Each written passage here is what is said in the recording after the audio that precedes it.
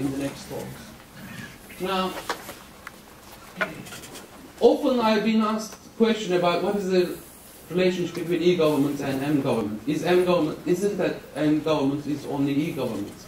Well, the answer, the response to whether mGovernment is only an e-government is not that significant. But what is important for us is to realize that there is a distinctive contribution by mobile technologies to the field of e-government.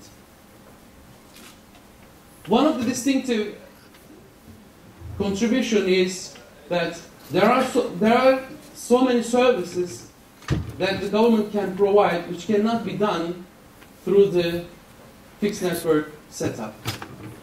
I gave you the example of the firefighters, and this similar things apply to other mobile workers of the government sector.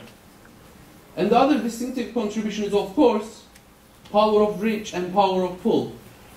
The mobile devices are always on, so that we can reach to the remote areas of any country, to the rural areas, and they are easier to use than a computer. And also, mobile applications can be available anytime and anywhere. Now, there are many reasons why mobile government is inevitable, and this can be summarized by various drivers of mobile government. At the bottom and foundation is the technological pressures. While the technology gets more sophisticated, and while the technology allows us to do better applications and services, the move from e-government to m-government will be much more inevitable. Now, with the technological improvements, we will have faster and more sophisticated applications, and not only the private sector, but the public sector has to adopt these technologies. And then the evolution of e-commerce and commerce. When the citizens see, as a consumer, better services in the private sector, they will want the same from the government sector. So the government sector has to follow the trend on the web-based business processes. Now this will have an increase in the citizen expectations, both in terms of better service, quality of the service that are given by the government, but also they will want to participate more. They will be given chances to participate more as well, and this will probably lead to better transparency and democracy in the government sector. But one of the most important things is that government sector should want to have these technologies, because it will help them to modernize their business processes, their organizations.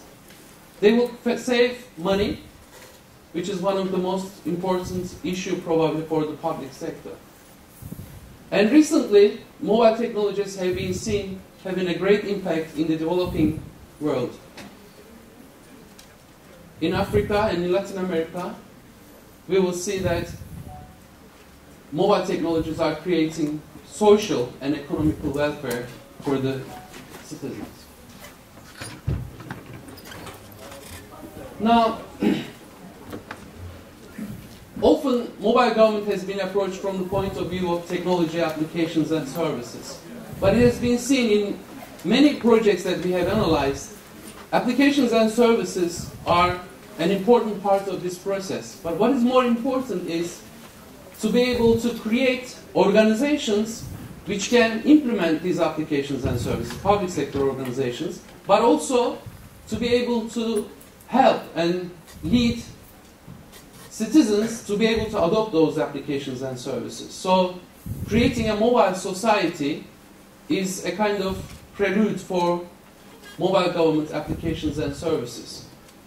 Mobility brings in a lifestyle, because technological companies are nowadays not calling themselves, we are a technology company, we are a IT company, but more they are calling themselves in the mobile sector field, we are a lifestyle company, because these technologies have become so much part of us. Now, of course, there are so many challenges because of the time limitation. I'm not going into details of the time challenges, such as device limitations and privacy and other factors. But the copy of my slides are available. If you're interested, just leave me your email address or send me an email. I will send it to you.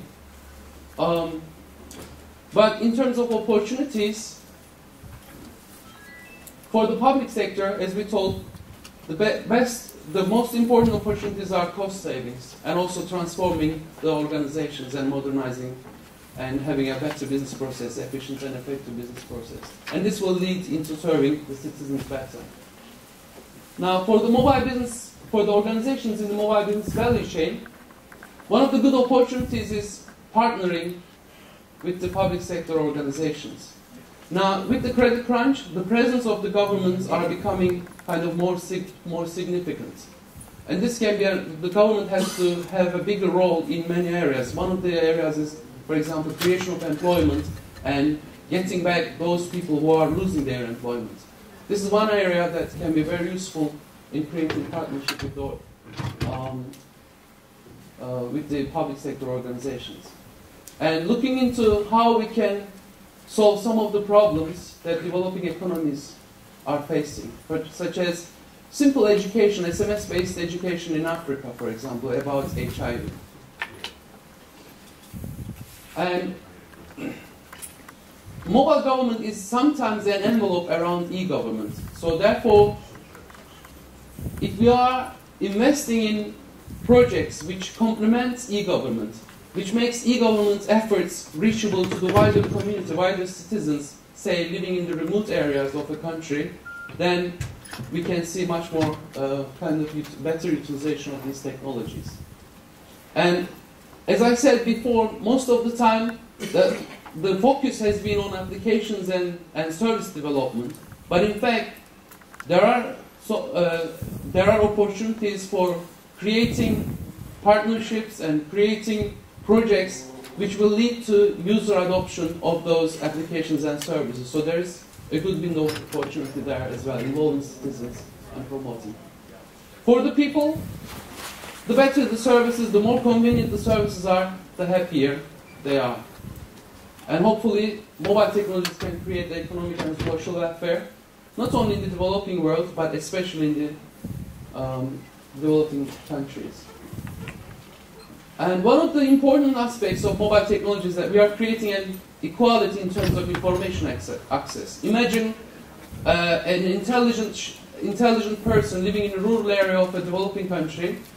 If the Ministry of Education promotes the scholarships by using SMS messages, then in a way we are creating a kind of equal